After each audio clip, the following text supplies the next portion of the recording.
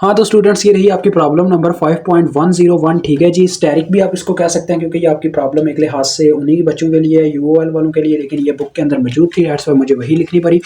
लेकिन उसमें सिर्फ सोर्स ट्रांसफॉर्मेशन वाला तरीका है बच्चों बुक के अंदर। ठीक है, ये सुपरपोजिशन थ्योरम को नहीं करने के लिए कहा गया, लेकिन आपके लिए कर रहा हूँ। देखें, सुपरपोजिशन थ्योरम मैंने आपको समझाया हुआ है कि सुपरपोजिशन थ्योरम में बच्चों जो हमने जो सुपरपोजिशन थ्योरम का कहने के राइटर था उसने ये बताया इस थ्योरम के अकॉर्डिंग के बड़े से बड़े सर्किट में अगर एक से ज़्यादा सोर्सेज लगे हुए हैं जो मतलब कि हमारी आउटपुट को, जो हम आउटपुट चाहते हैं उसको सारे मिलकर अफेक्ट कर रहे हैं, यानी कि या तो उसको इंक्रीज कर रहे होंगे या डिक्रीज कर रहे होंगे उसकी अमाउंट को, तो हम क्या कर सकते हैं, एक टाइम पे एक सोर्स को ऑन रख के हम उसका इफेक्ट चेक कर लें और सबका इसी तरह से इफेक्ट चेक करते वक्त चेक करके उन सबको जमा कर दें तो हमें टोटल इफेक्ट मिल जाएगा अपनी वैल्यू का। यानी उसने कहा जहां पे आप पूरे सर्किट को सॉल्व करते हैं वहां पे आप एक एक सोर्स लगा के सॉल्व कर सकते हैं। इससे हमारा काम इजी हुआ था बच्चों। वैसे एक चीज मैं आपको पहले कंफर्म कर दूं तो देखो बच्चों, हमारे सर्किट के अंदर दो सोर्सेज लगे हुए हैं, दो को यानी कि मुझे यानी कि टर्न ऑफ करना पड़ेगा बारी बारी, और आई नॉट मेरी आउटपुट है। ठीक है, तो पहले मैं क्या करता हूँ, वोल्टेज सोर्स को ऑन रखता हूँ और बाकी जितने सोर्सेज हैं सबको ऑफ कर देता हूँ। देखो बच्चों, जब वोल्टेज सोर्स ऑन रखूंगा यानी कि मैं यहाँ पे पहले सुपरपोजिशन थ्योरम को वैल्यू दे रहा हूँ, यानी कि पहले उसको कर रहा हूँ। तो देखो बच्चों, जब मैंने वोल्टेज सोर्स ऑन रखा तो फिर करंट सोर्स ऑफ हो गया, यानी कि बाकी के सोर्सेज ऑफ का मतलब यही बचा ना।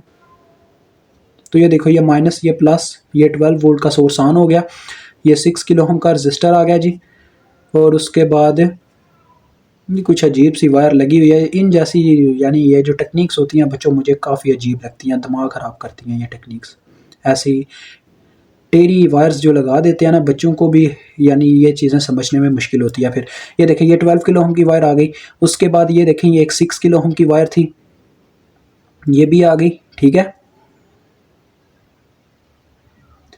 तो हाँ जी, तो ये मैं यहाँ थोड़ी नीचे लेके यहाँ पे इसको कनेक्ट करवा देता हूँ। ये अपनी आई नाट है। ठीक है बच्चों, आई नाट प्राइम, यानी कि आई नाट का कुछ हिस्सा, ना कि पूरी आई नाट, क्योंकि बच्चों वहाँ पे आई नाट के साथ दो सोर्सेज है उसको रिएक्ट कर रहे हैं उसके साथ, यहाँ पे सिर्फ एक सोर्स लगा होगा तो ये आई नाट पूरा नहीं होगा, यानी कि आई नाट की वैल्यू का कुछ हिस्सा होगा, तो ये हम पहले निकालेंगे। ठीक है, और देखो जो ही बच्चों करंट सोर्स ऑफ होते हैं, इतना आप सबको पता होना चाहिए, करंट सोर्सेज जब ऑफ होते हैं तो वो एज आ शॉर्ट वायर के तौर पर वर्क, सॉरी एज आ ओपन सर्किट के तौर पर वर्क करते हैं, यानी कि जब वो टोटली तौर पर ऑफ पड़े होते हैं, स्विच ऑफ कंडीशन में। तो देखो वो जब यानी कि ओपन टर्मिनल्स उसके आ जाएंगे, क्योंकि ओपन पड़ा हुआ है, यानी कि उसके अंदर जब कोई चार्ज ही नहीं है, यानी कि कोई करंट ही नहीं है, दैट्स व्हाई वो एज अ ओपन सर्किट के तौर पे वर्क करेगा। ठीक हो गया, तो ये हमने रिप्लेस कर दिया, ये देखें बाकी सारी शेप एज इट एज आ गई।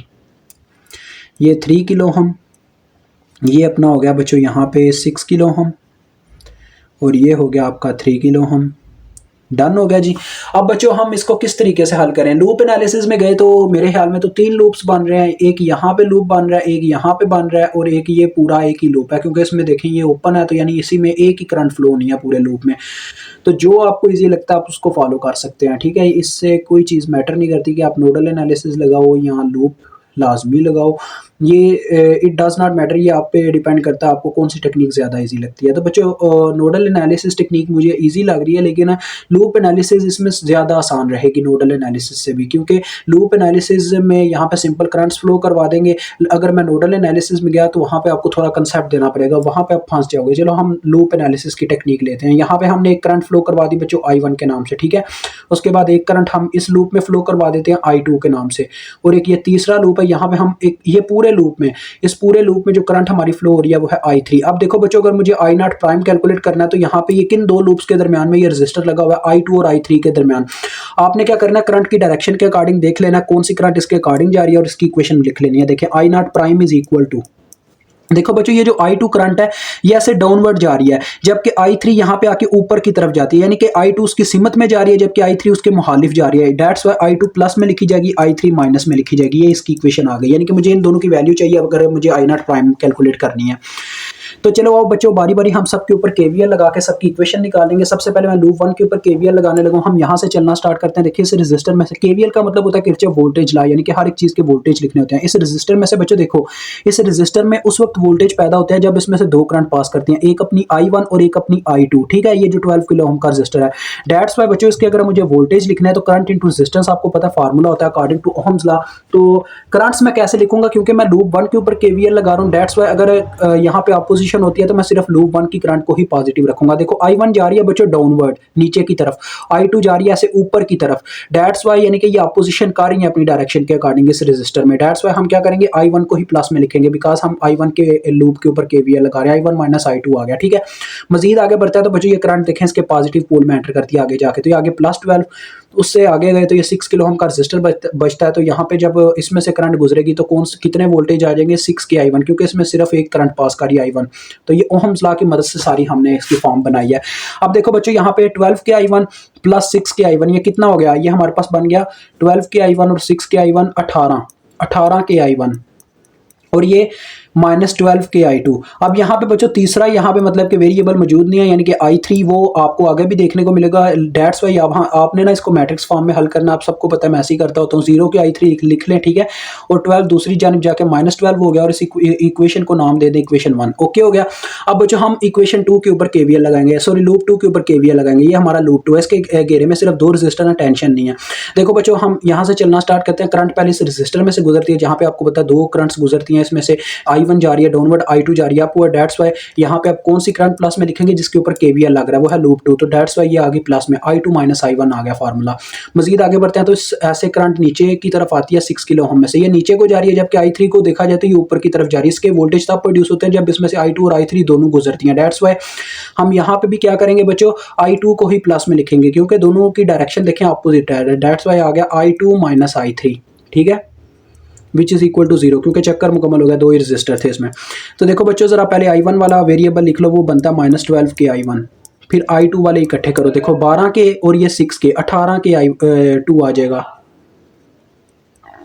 उसके बाद I3 वो है -6 के I3 इज इक्वल टू 0, ये आ गई अपनी इक्वेशन 2। अब इक्वेशन 3 लिखेंगे लूप 3 के ऊपर KVL लगा के। तो देखो बच्चों हम यहाँ से ही चलना स्टार्ट कर देते हैं 6 किलो ओम से। यहाँ पे देखो बच्चों 6 किलो ओम में से 2 करंट्स पास कर रही हैं, एक अपनी I2 और दूसरी I3 जा रही है ऊपर की तरफ, I2 जा रही है नीचे की तरफ। तो इसकी इक्वेशन क्या आएगी, 6K into I3 minus I2, क्योंकि लूप 3 के ऊपर इस दफ़ा KVL चल रहा है। उसके बाद मजीद आगे बढ़ेंगे तो बच्चों ये देखो ये तीनों जो रजिस्टर हैं इन सब में से सिर्फ एक ही करंट पास करेगी I3। तो इन सब के वोल्टेज आप सबको पता कैसे आ जाएंगे, 3 के I3 आ जाएगा जब इसमें से करंट गुजरेगा, जब इसमें से गुजरेगा तो ये आ जाएगा 6 के I3, जब लास्ट वाले 3 के ये इसमें से गुजरेगा तो ये भी आ जाएगा 3 के I3। और देखें चक्कर मुकम्मल हो गया तो इक्वल टू 0 आ जाएगा। अब इसमें किस चीज़ की कमी है, I1 की, तो लिहाजा उसकी जगह हम लिख देंगे 0 के I1। अब I2 वाले सारे इकट्ठे कर लो, I2 वाला है ही एक -6 के I2। उसके बाद बच्चों देखो I3 वाले इकट्ठे करो, 6 3 9 9 और 3 12 12 और 6 18 18 के I3 इज इक्वल टू 0, ये आपकी इक्वेशन 3 है।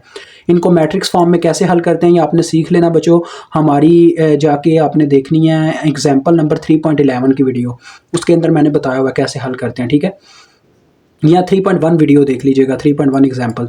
तो देखें मैं सबके पहले बच्चों इनके वेरिएबल्स के कांस्टेंट लिखूंगा, 18 के, पहले इक्वेशन 1 के देखें 18 के, फिर -12 के, फिर है 0 के, फिर इसी तरह से दूसरी इक्वेशन के -12 के, 18 के और -6 के, फिर तीसरी के 0 के, -6 के और 18 के।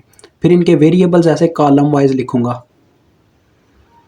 पहले I1 का वेरिएबल है, फिर I2 का, फिर I3 का, फिर इज इक्वल टू वाले नंबर लिखूंगा दूसरी साइड पे। फिर इनको मैं कैलकुलेटर पे सॉल्व करके आपको बताता हूँ क्या आता है, तो आपने ना वहाँ से तरीका देख लेना। ये कैलकुलेटर पे हल हो जाता है, इसीलिए मैं कह रहा हूँ आप वीडियो देख लीजिएगा जाके, ठीक है। तो इनके वेरिएबल्स थे देखें, पहले का था -12, फिर दोनों के 0 आए हैं, 0 और इसका भी 0। तो इसको मैं सॉल्व करता हूँ बच्चों और आपको डायरेक्ट I2 और I3 की वैल्यू दिखा के यहाँ पे पुट करके दिखाता हूँ, ठीक है। तो बच्चों देखो इस तरह से आपको कैलकुलेटर 1 बाय 1 सब करंट्स की वैल्यूज़ दे देगा। पहले I1 किया, फिर I2 किया, फिर I3 किया। तो I2 और I3 की क्या वैल्यू आई है, -1 और -0.33। देखें I2 की वैल्यू आई है -1, फिर सेंटर में माइनस है और आगे I3 की वैल्यू है, I3 की वैल्यू भी माइनस में आई है, -0.33। और आपको पता है ये दोनों वैल्यूज़ मिली में आएंगी, ठीक है, क्योंकि आपके रजिस्टर अगर किलो में होता है तो आपका जो करंट का आंसर होता है हमेशा मिली में आता है, क्योंकि करंट और रेजिस्टेंस आपस में क्या है, इन्वर्सली प्रोपोर्शनल है। तो जितनी बड़ी रेजिस्टेंस होगी उतनी कम करंट होगी। तो ये बच्चों हमारे पास आ जाएगी मेरे ख्याल में 0.77 आने वाला, मैं चेक कर लेता हूँ एक दफ़ा 1, क्योंकि ये देखो ना ये -1 फिर हो गया +0.33 विच इज़ इक्वल टू,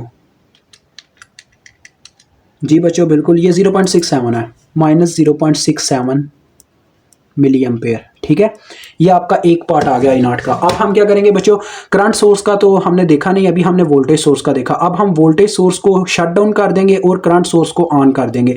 जब वोल्टेज सोर्स शट डाउन होता है तो वो as a short wire work करते हैं, आप सबको पता है। तो इस तरह से आप सर्किट बनेगा, देखें ये शट डाउन हो गया और शॉर्ट वायर बन गया। ठीक है, अपनी वो जो वोल्टेज सोर्स था। और आगे आपको पता है ये वायर ऐसे आ रही है।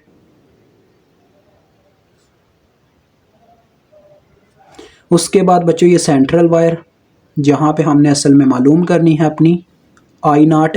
अब क्या कहेंगे इसको, डबल प्राइम, यानी कि आई नॉट का बाकी का हिस्सा।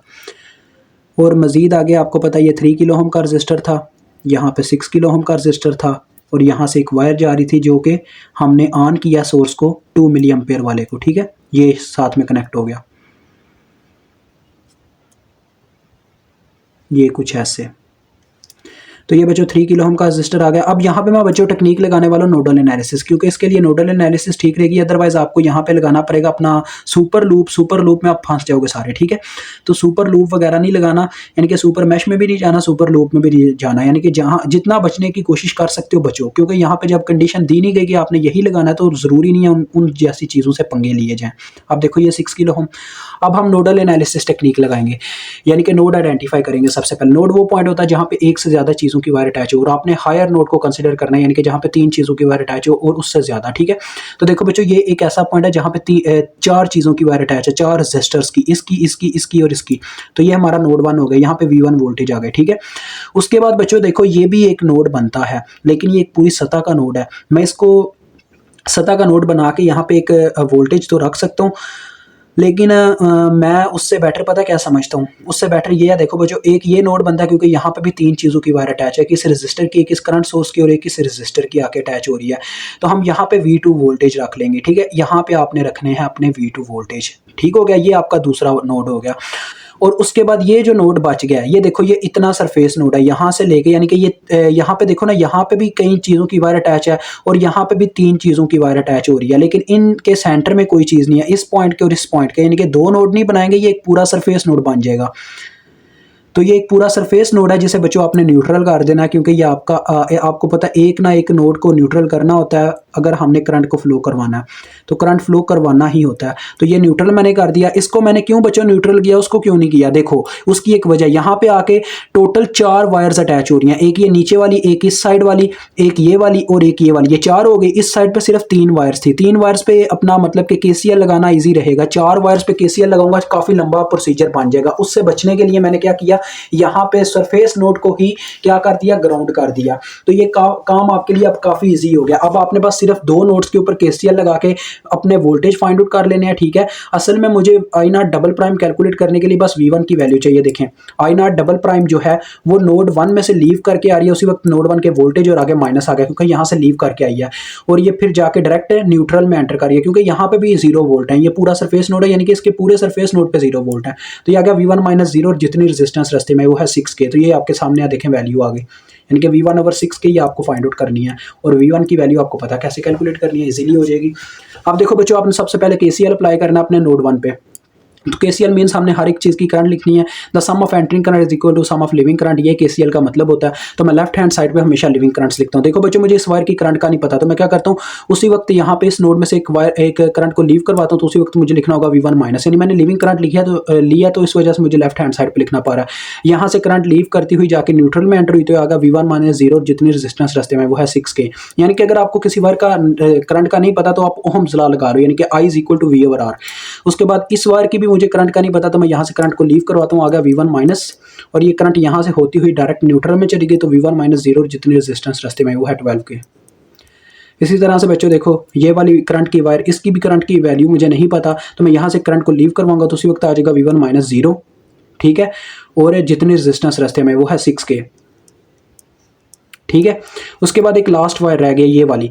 तो देखो बच्चों इस वायर की भी मुझे करंट का नहीं पता, तो मैं क्या करता हूँ, एक करंट को लीव करवा देता हूँ V1 माइनस, यहाँ से करंट लीव होती हुई यहाँ से इस नोड में एंटर हुई, तो ये आ गया V1 माइनस V2, और जितने रेजिस्टेंस रास्ते में वो है बच्चों देखो 3K प्लस 6K, यानी कि टोटल 9K, क्योंकि ये दोनों सीरीज में लगे आपस में। तो ये आ गया इज इक्वल टू 0, चक्कर मुकम्मल हो गया। क्योंकि चक्कर मुकम्मल हो गए क्या गया उनके, यानी कि हर एक वायर कवर हो गई। तो अब हमने इसका बच्चों बटा ख़त्म करना, मतलब कि इसका एलसीएम एक ऐसे नंबर से ज़रब देनी है ताकि इसका एलसीएम यानी कि बटा ख़त्म हो जाए। 18 के बच्चों, 18 भी नहीं, 18 नहीं होगा क्योंकि ये 9 के है ना, तो इसका एलसीएम क्या हो सकता है, 6 है, 12 है और 9 है। तो 3 के पहाड़े से पहले गए, 3 2 बार 6, 3 4 बार 12, 3 3 बार 9, 24 होगा। ये 24 भी नहीं, 9 है ना, 9 है, 24 भी नहीं होगा।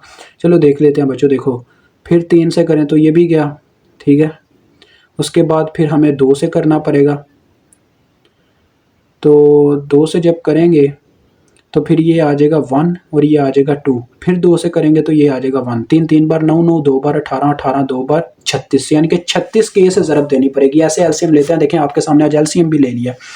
36 के से बच्चों ज़रब देंगे, देखो बच्चों 36 के से ज़रब दी, हर एक टर्म को किलो किलो से गया, 6 एक बार 6, 6 बार 36, ऊपर 6 ज़रब खा गया, 6v1 आ गया। यहाँ पे जब 36 के ज़रब हुआ, 12 एक बार 12, 3 बार 36 होता है, किलो किलो से गया यानी कि ऊपर 3 ज़रब खा जाएगा। यहाँ पे जब 36 के ज़रब हुआ, के से गया, 6 एक बार 6, 6 बार 36, तो ऊपर 6 ज़रब खा गया, ठीक है। यानी कि मैं 36 के से सबको ज़रब देता जा रहा हूँ, मल्टीप्लाई करवाता जा रहा हूँ। यहाँ पे जब 36 का ज़रब हुआ, बटे में 9 है, 9 एक बार 9, 4 बार 36 होता है, तो लिहाजा 4 ऊपर ज़रब खा गया, आ गया 4v1 minus 4v2 which is equal to 0, ठीक है। ये चीज़ आ गई। अब देखो बच्चों इस इक्वेशन को आपने ज़रा सीधा कर लेना, वैसे ही जैसे करंट्स को किया था, यानी कि आ जाएगा 6 और 3 9, 9 और 6 6 4 10, 10 और 9 19, इतना ही बनता। फिर बच्चे कहेंगे सर गलती हो गई थी आपसे, 6 6 अपना हो गया, हाँ जी 19 ही बनता है, minus 4v2 which is equal to 0। ये आ गई आपके पास बच्चों इक्वेशन नंबर 1, ठीक है। अब इक्वेशन नंबर 2 बनाओ नोट 2 के ऊपर केसीएल लगा के। तो बच्चों देखो नोट 2 के ऊपर केसीएल लगाने लगो, यहाँ पे पहले मैं इस वायर की करंट लिखना चाहूँगा। देखो बच्चों यहाँ पे मुझे इस वायर की करंट का नहीं पता, तो मैं उसी वक्त इसमें से करंट लीव करवाता हूँ v2 माइनस, और यहाँ पे जाके डायरेक्ट न्यूट्रल में एंटर करके v2 माइनस 0, जितनी रेजिस्टेंस रास्ते में वो है 3 के। मजीद आगे बढ़ते हैं तो ये वाली वायर आती है जो कि एक एंट्रिंग करंट है, उसको हम इस साइड पे लिखेंगे, राइट हैंड साइड पे। और उसके बाद ये वाली वायर रहेगी, तो उसकी आपको पता कैसे लिखनी है, यानी कि मैं यहाँ से करंट को लीव करूँगा v2 माइनस, और ये करंट यहाँ से होती हुई जाके एंटर करेगी नोड 1 में, तो v2 माइनस v1 और जितनी रेजिस्टेंस रास्ते में है वो आपको पता कितनी है, 6 के प्लस 3 के यानी कि 9 के से ज़रब दें तो इसका एलसीएम देखें खत्म हो जाता है, यानी कि बटा खत्म हो जाता है। तो लिहाजा देखो बच्चों जब मैं इनको 9 के से ज़रब दूंगा मेरे पास क्या आएगा, यहाँ पे मैं सेकंड स्टेप करने लगा। देखें जब मैं इनको 9 के से ज़रब दूंगा तो यहाँ पे जब 9 के ज़रब हुआ, के से गया 3 3 3 एक बार 3 3 बार 9, ऊपर 3 ज़रब खा गया 3v2। यहाँ पे जब 9 के ज़रब हुआ पूरे का पूरा कट गया और ऊपर सिर्फ जो टर्म्स थी एज इट एज आ गई। और यहाँ पे जब 9 के ज़रब हुआ तो किलो और मिली कैंसिल, 9 2 बार 18 हो गया, ठीक है। ये टर्म बन गई। अब देखें इसको ज़रा सीधा कर लें, minus v1 plus 4v2 is equal to 18। ये आपकी इक्वेशन नंबर 2 है। अब आप इसको भी कैलकुलेटर पे ही पुट करके सॉल्व करेंगे। देखें पहले इनके वेरिएबल्स के कांस्टेंट देखो, पहली का है 19 और -4, दूसरी का है -1 और 4। फिर इनके वेरिएबल्स v1 और v2, फिर इज़ इक्वल टू वाले क्या है बच्चों, पहली का 0, दूसरी का 18। ये टर्म्स आ गए, ठीक है। अब मैं इनको करके दिखाता हूँ आपको कैलकुलेटर के ऊपर, फिर आपको आंसर बताता हूँ। तो हाँ तो बच्चों ये देखें आपके सामने मैट्रिक्स ने रिजल्ट दे दिया, 1 आ रहा है v1 की वैल्यू और 4.75 आ रही है v2 की वैल्यू। हमें किसकी वैल्यू चाहिए थी, v1 की, तो 1 वैल्यू आ रही है v1 की। 1/6 करके देखते हैं कितना मिलता है। ये k तो आपको पता बच्चों ऊपर चला जाएगा, मिली बन जाएगा, इस तरह से आ जाएगा 1/6 कह लें मिली एम्पेयर आ गई, ठीक है। अब हम I0 की वैल्यू कैलकुलेट कर लेते हैं क्योंकि हमने हर एक सोर्स लगा के देख लिया। ये मैंने आपको बता दिया, v1 की वैल्यू आई है कितनी, 1 वोल्ट, और v2 की वैल्यू आई है 4.75 वोल्ट, ठीक है जी, डन हो गया। अब देखिए I0 की वैल्यू आएगी बच्चों इन दोनों को जमा करके, यानी कि इन दोनों का असर निकाल के, यानी कि दोनों सोर्सेज ने कितनी कितनी करंट में यानी कि इंक्रीज और डिक्रीज लाया था। तो देखो क्या आता है, I0 प्राइम की वैल्यू आपके सामने आई थी -0.67 मिली, और दूसरे की वैल्यू आई है +1/6 मिली। तो बच्चों जब हम इसको हल करते हैं तो हमें आंसर में मिलता है -0.5 मिली एम्पेयर, ठीक है जी। ये तो हो गया आपका एजुस सुपरपोजिशन थ्योरम। तो ये वीडियो काफ़ी लंबी हो गई है। अब हम इसकी सोर्स ट्रांसफॉर्मेशन करते हैं। तो मेरा दिल है बच्चों मैं सोर्स ट्रांसफॉर्मेशन नेक्स्ट वीडियो में ही कर लूँ। इसको मैं स्टैटिक का नाम दे दूंगा, ठीक है। ये जो आपकी 101 प्रॉब्लम थी इसको स्टैटिक का नाम दे दिया। तो जो नेक्स्ट करेंगे हम उसको 5.101 का नाम दे देंगे ताकि वो सोर्स ट्रांसफॉर्मेशन एक अलग क्वेश्चन ही हो जाए, ठीक है। तो खुदा हाफिज़।